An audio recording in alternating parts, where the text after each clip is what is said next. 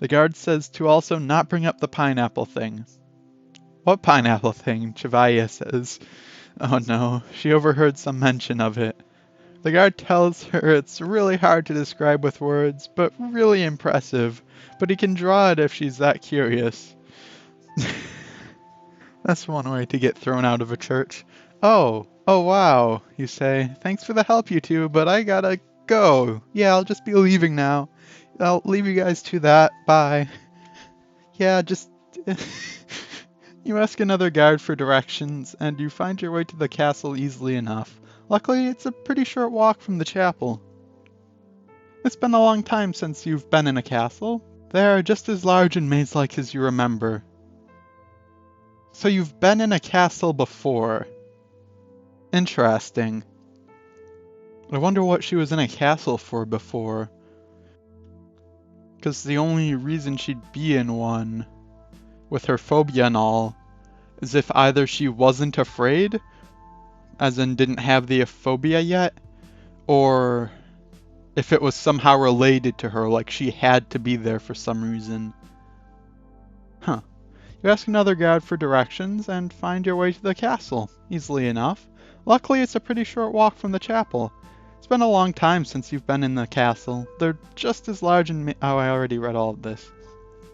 Maze-like as you remember, you quickly look around the main room, but don't see Quill-Weave anywhere. Looks like some castle workers over here, though. Oh, and here's my bit of dinner advice. Even though you haven't had a meal in several days, be sure to eat slowly. Really savor every morsel, because it's this kind of opportunity that comes on around very rarely. Also, it's more polite than just stuffing your face. Disasters avoided 5. Oh, yeah, that's a good idea. You guess people at a former dinner wouldn't be expected to eat like they were starving. Consider it noted.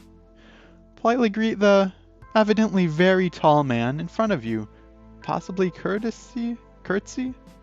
Possibly curtsy, that's the word. And say that Lady Umbranox invited you to dine with her, but you could use some directions. If it looks like he's going to be difficult, specify that you're there as a guest of Quill-Weave.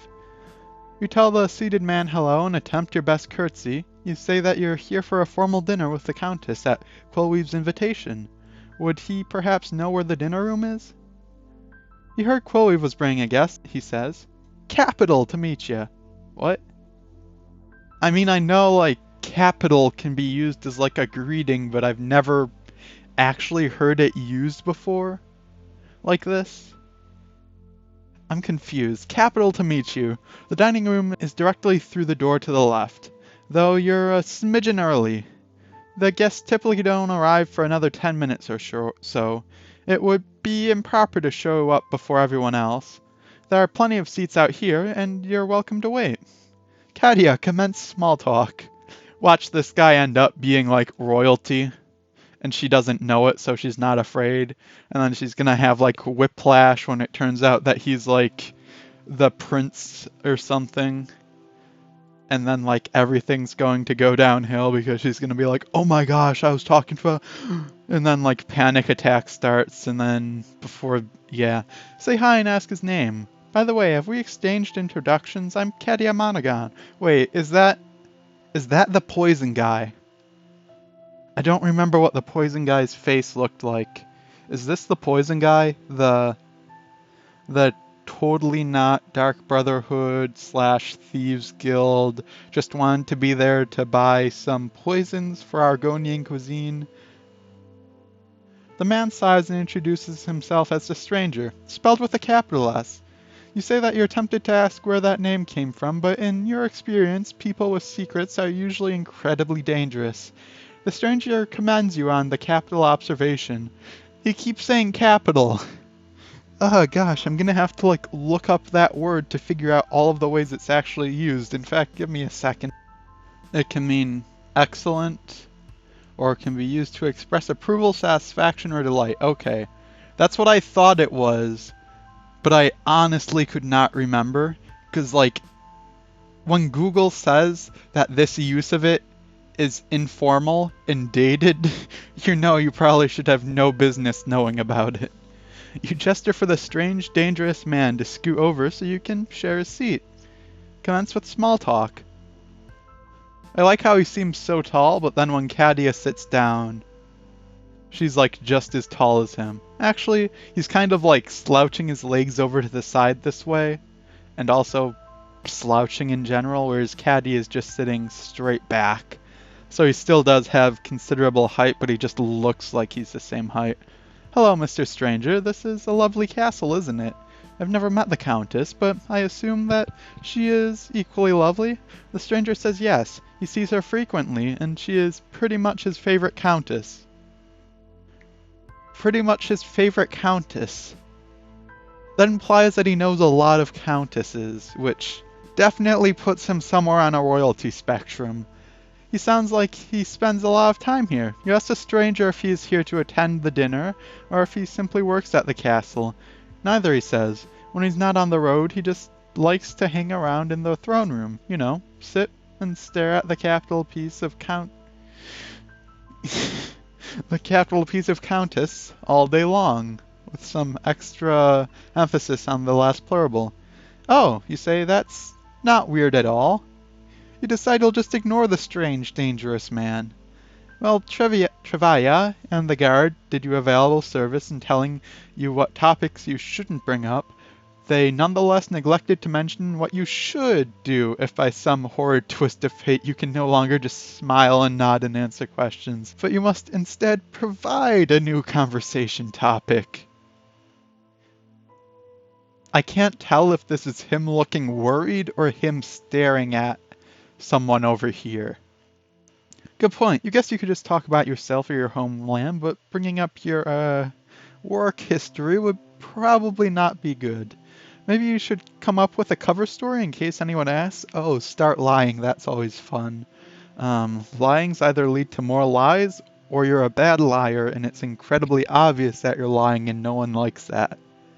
So like, either way, starting to lie would be a bad idea, even if it's just about your history.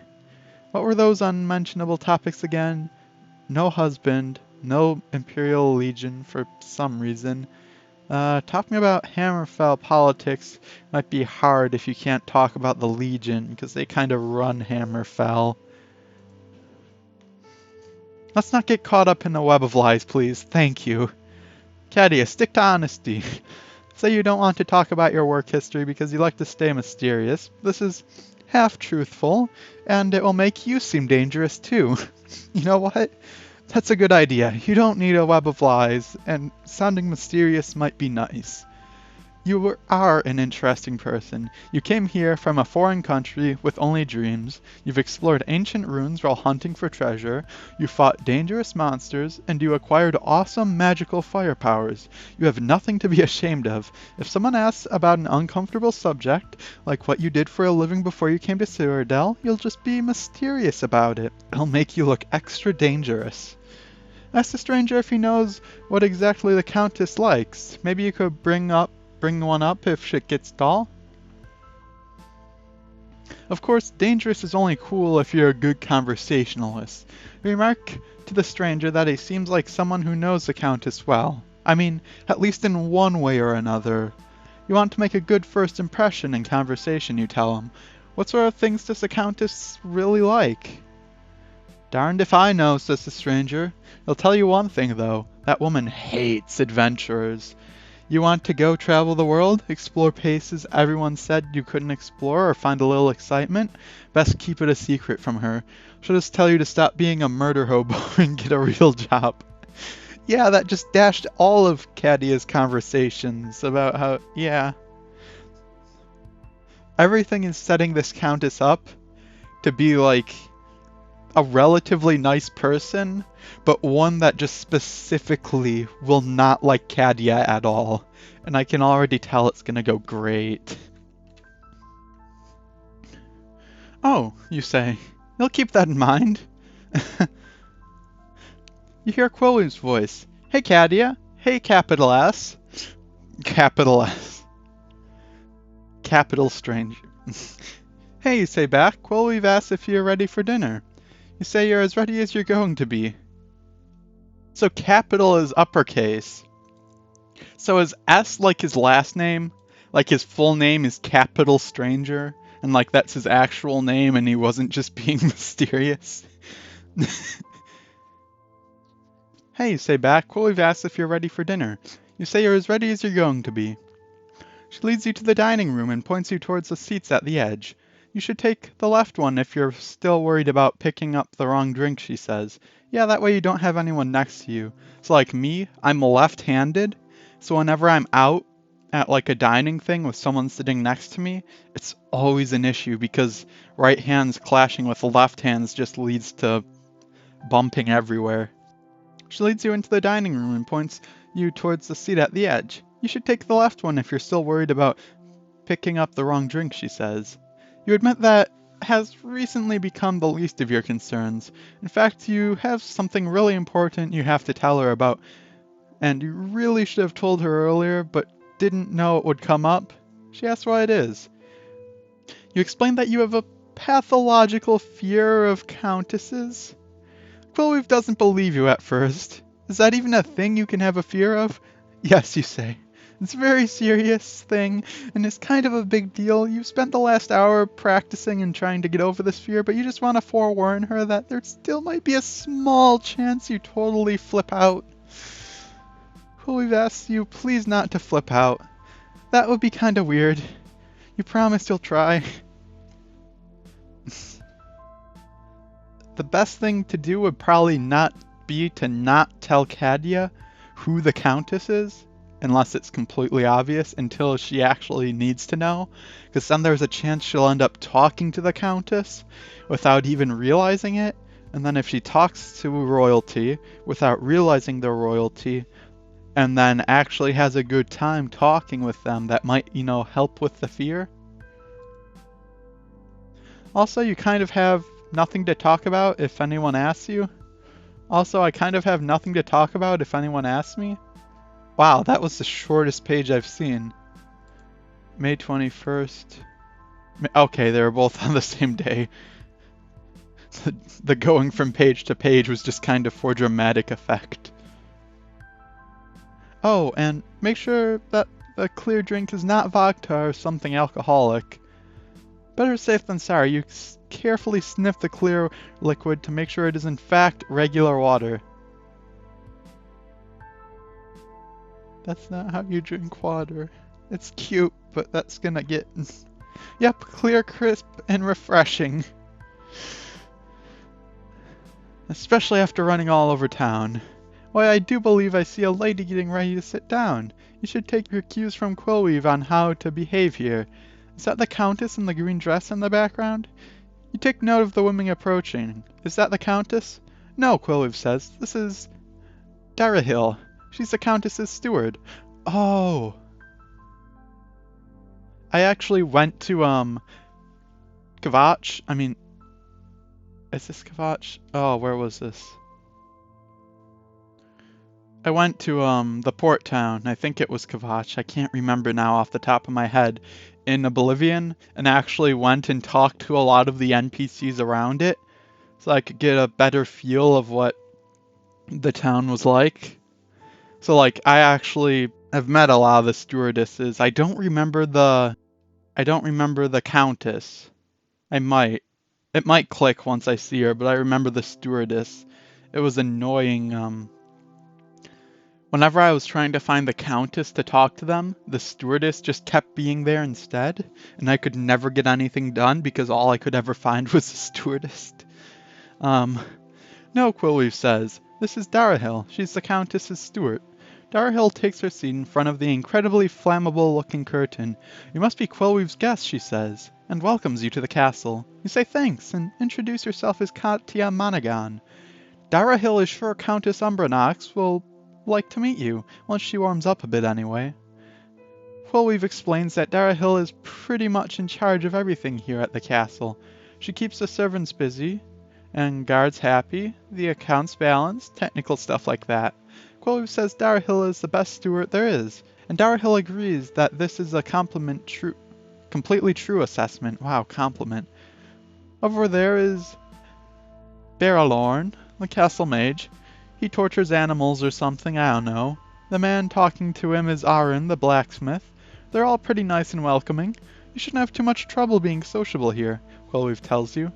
What is with all of the mages just holding their hands up like that?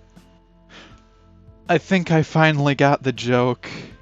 So in Oblivion, when you're like ready to fight, you put your hands out like that.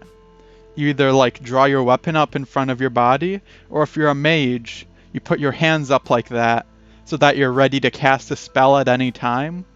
So I think that all of them holding their hands up like that is just like them just saying that they're ready to cast a spell if they need to. Like it's all of the mages being prepared. But that hasn't clicked. I don't know how to explain it. Like you've got your resting stance where your hands are by your side, and if a fight starts you need to like get ready and arm yourself, which takes a few seconds. But then like if you press the attack button, it doesn't attack, it just takes out your weapon or your hands if you're a mage. So I'm like saying that I'm thinking, so I think that that's like them just having their hands out ready to cast spells. Because like they hold their hands out like that and then usually shoot the spell out from their hands. Ugh, I don't know if that got like the idea across. Over there is Barrelorn, the castle mage. He tortures sociable. They're all pretty nice and welcoming. You shouldn't have much trouble being sociable here, Quill-Weave tells you. Just constantly looks upset. You admit you're a lot more comfortable with this than you thought you'd be.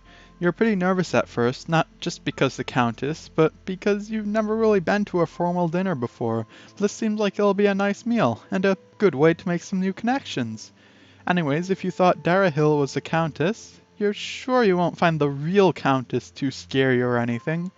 Quill-Weave agrees that you should be fine, and she thinks you'll enjoy yourself. That's why she invited you. You really don't want to embarrass your friend here? You think to yourself. So if you start to panic, you'll just keep telling yourself, don't be crazy, don't be crazy. You're sure that won't happen though? I mean, it's not like a countess. It's not like countesses are any different than normal people. That would be silly. Katia, don't be crazy. Here we go. Adobe Flash Player.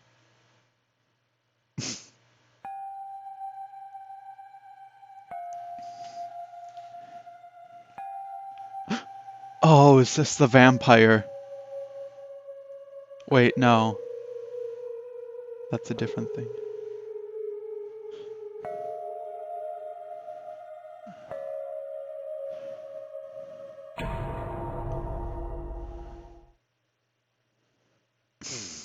Don't be crazy, don't be crazy, don't be crazy. I was having flashbacks, in Oblivion there is, I forgot if it was a countess or a stewardess, that's a vampire. But they're like totally benign, nice vampire, which is generally rare to see. But like everyone usually flips out if they find that out, so it's kind of been a secret. Be the giant lizard. What giant lizard? You mean Quill-Weave? You are now Quill-Weave. Why is it black and white? Katia looks like she's about to have a nervous breakdown. She shifts uncomfortably in her seat and tries to avoid eye contact. You aren't sure what her problem is, but you have a feeling this is going to end pretty bad. Yeah, when cats lower their eyes and look away, that's not good. They're probably gonna bolt. You suspect it's going to be a long night. While her attention is diverted, you draw your hip flask and make your own glass of water more interesting. You are positive this action will have no negative ramifications whatsoever, and Katia will never know, since rum is colorless. You're almost certain it's colorless anyways. No, it's... Oh, is Quill-Weave colorblind? Is that why everything's black and white? I never knew that. I mean, is it an Argonian thing that I just didn't know about, or is it a Quill-Weave thing? Rum isn't colorless, it's like a slight amber color. Also, you kind of really foreshadowed that in the future these glasses are gonna get swapped. And even watered down alcohol makes Katia go a bit off the walls. Hello, Miss Umbernox, Katia nervously squeaks out. My name is Katia Monaghan, and you are quite pretty, and how are you today? Melonia disregards the question, addressing you instead.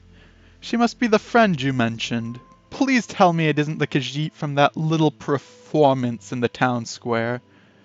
It couldn't have been her, Darahil interrupts. Miss Monaghan is deathly allergic to pineapple. Quill-Weave arrived earlier, so the cooks could adjust tonight's meal accordingly. You truly are a smooth criminal. Ah, pardon my tone then, Miss Monaghan. Melonia apologized nonchalantly. The Khajiit in question must have merely been a look-alike. A very close look-alike. Where did you meet this one, Quill-Weave? Quill-Weave, how did you know rum is colorless? You're colorblind.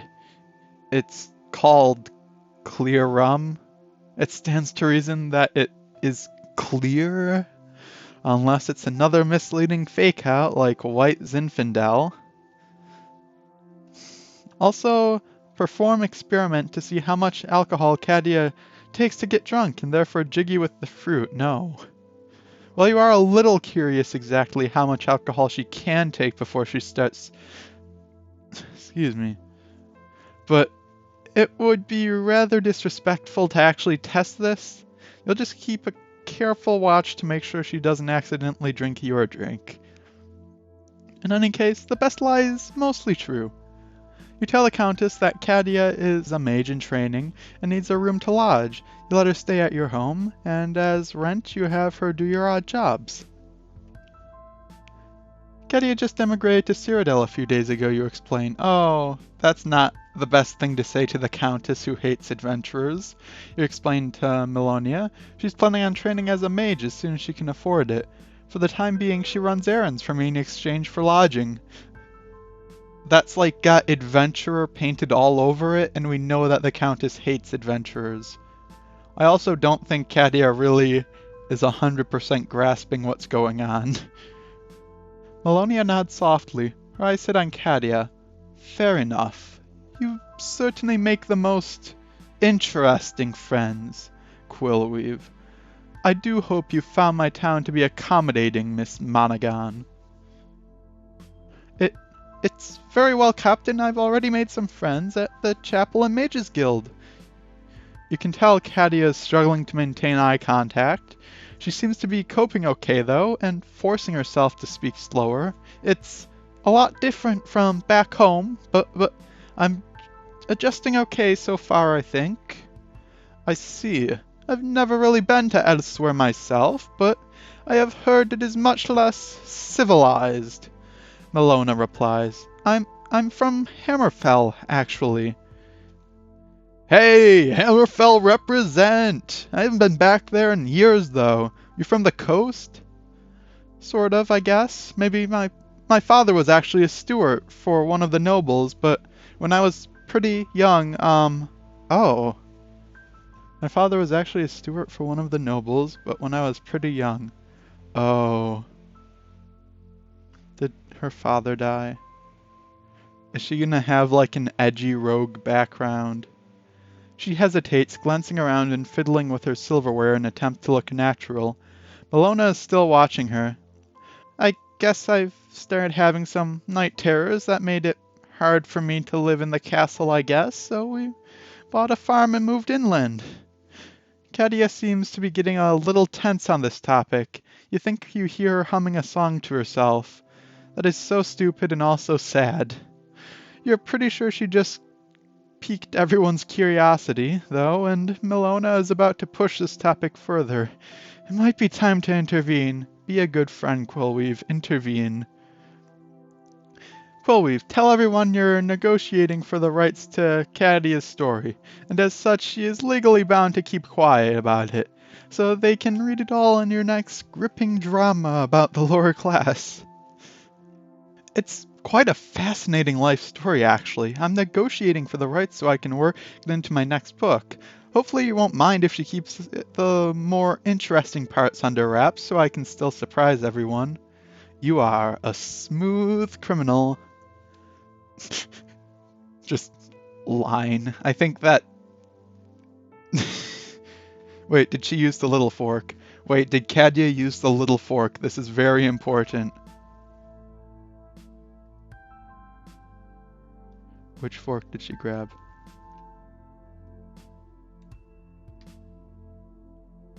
I can't tell if that's the little one or not. It looks like it's the little one. The napkin disappeared.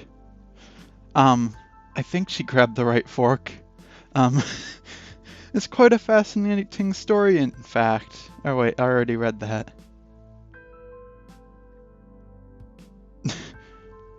So, Baralorn, how's your research been progressing?